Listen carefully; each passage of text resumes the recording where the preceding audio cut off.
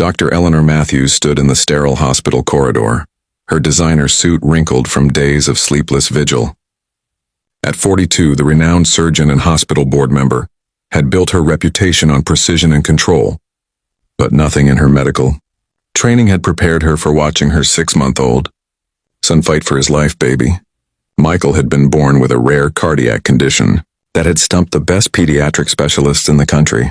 Despite access to cutting-edge treatments and the most expensive medical care money could buy, his condition continued to deteriorate. Eleanor's wealth, which had always been her shield against life's uncertainties, felt utterly powerless against this tiny heart that refused to beat properly. Dr. Matthews, Dr. Harrison, the chief of pediatric cardiology, approached with the careful expression of someone delivering difficult news. We've exhausted our conventional treatment options. The surgical team believes Michael's heart is too weak for the procedure we discussed. Eleanor felt the world tilt beneath her feet. There has to be something else. Another specialist, an experimental treatment, anything. We've consulted with experts from Johns Hopkins, Mayo Clinic, and Children's Hospital of Philadelphia, Dr. Harrison replied gently. They all agree that Michael's case is beyond current medical intervention. In the NICU down the hall, 18-year-old Maria Gonzalez finished mopping the floors with the same meticulous care she brought to all her work. As a night custodian at Metropolitan General Hospital, Maria was invisible to most of the medical staff, just another person in scrubs keeping the facility clean while others made life and death decisions. But Maria had been watching baby Michael's case unfold over the past weeks.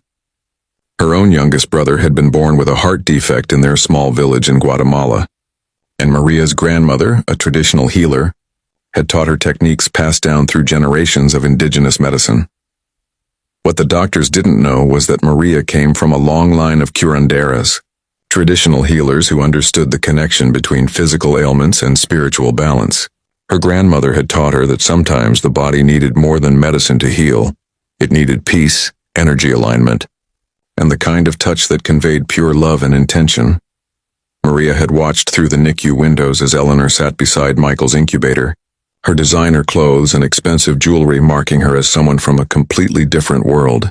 Yet in Eleanor's eyes, Maria recognized the same desperate love she had seen in her own mother's face when her brother was sick.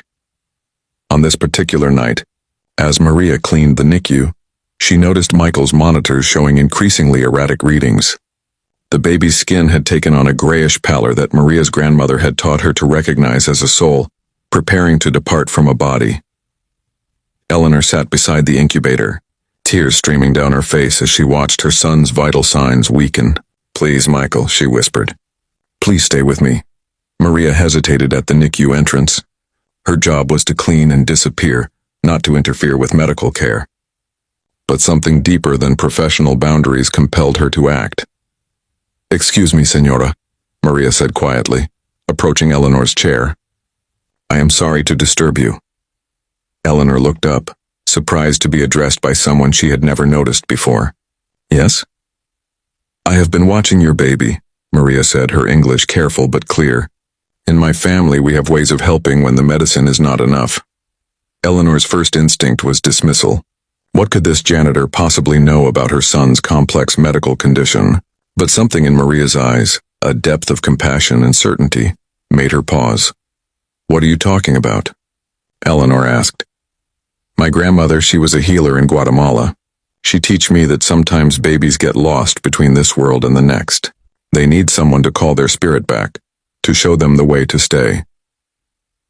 Eleanor stared at Maria, her scientific mind rejecting such notions, while her desperate heart grasped for any possibility.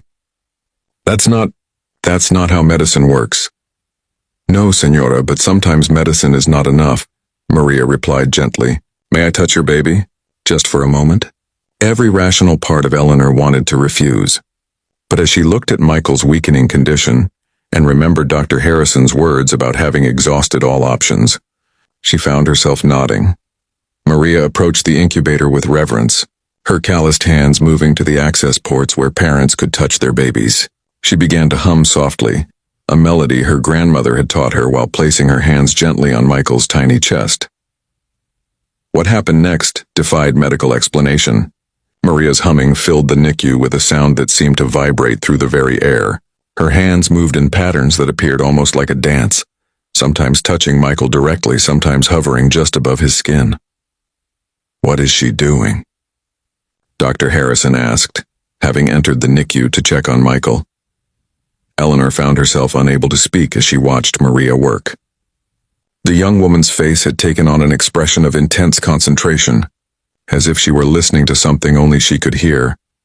"She's calling him back," Eleanor whispered, surprising herself with the words.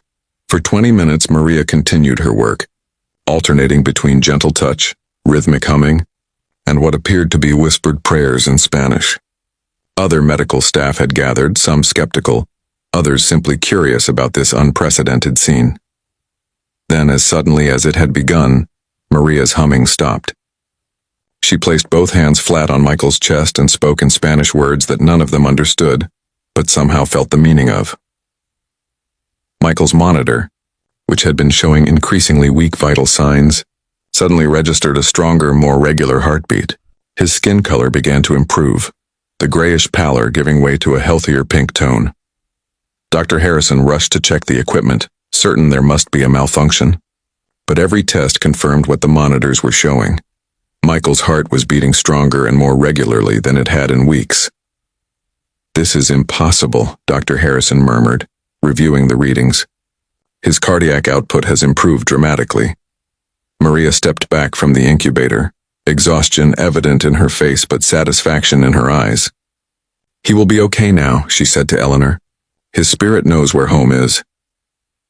Eleanor stared at Maria, then at her son, who was indeed showing signs of improvement that contradicted every medical prediction. "How did you do that?" "My grandmother, she always say that love is the strongest medicine," Maria replied. "Your baby, he knows you love him. Sometimes they just need someone to remind them why staying is worth the pain." Over the following days, Michael's improvement continued to astound his medical team. Tests showed that his heart defect was not only stable, but actually beginning to heal in ways that cardiac specialists had never observed before. Eleanor found herself seeking out Maria during her night shifts, drawn to understand more about the young woman who had somehow saved her son when the best medical minds could not. "Maria," Eleanor said one evening, "tell me about your family, your grandmother." Maria shared stories of growing up in rural Guatemala, where her grandmother served as the village healer, combining traditional knowledge with deep spiritual practice. She explained how she had come to the United States to earn money for her family, taking the custodian job because it was honest work that helped people, even if indirectly. "I have been saving money to study nursing," Maria admitted, "but it will take many years to afford the education." Eleanor listened to Maria's story, realizing that this young woman possessed gifts that no medical school could teach, and wisdom that came from generations of healing tradition. "Maria," Eleanor said finally, "I want to offer you something, not as payment for what you did, that could never be repaid, but as an investment in the healer you already are." Eleanor arranged for Maria to attend nursing school immediately, with full financial support, and a guaranteed position in the hospital's pediatric unit upon graduation. More importantly, she worked with the hospital administration to establish a complementary healing program that honored traditional practices alongside conventional medicine.